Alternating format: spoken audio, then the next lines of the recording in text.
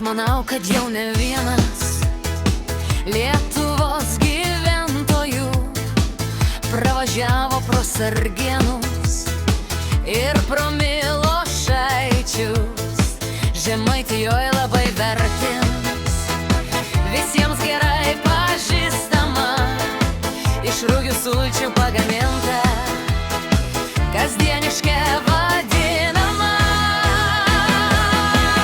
Rūksta dūmai palei šaltinėlį, įsitraukia vyrai, dirba, verda samanėlė. Kliuku tiesiai iš bidono, ten prie Minijos krantų fabrikai be kaminų. Oho, oho, oho.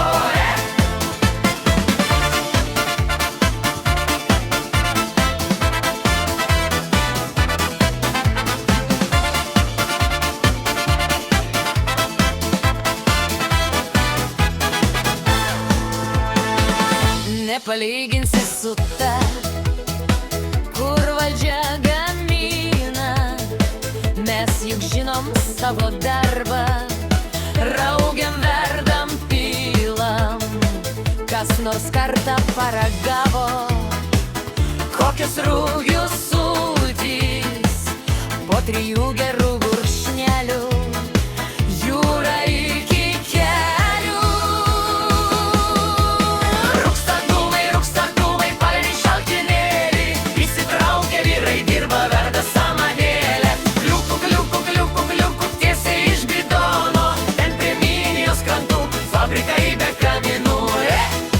Oho, oho, oho.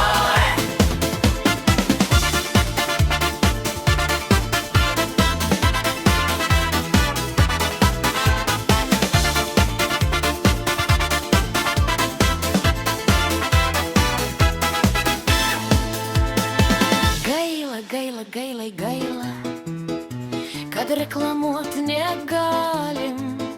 Į daug sveikiau negu pilstukas paplistų greit po šalį. Bet jau girdėjau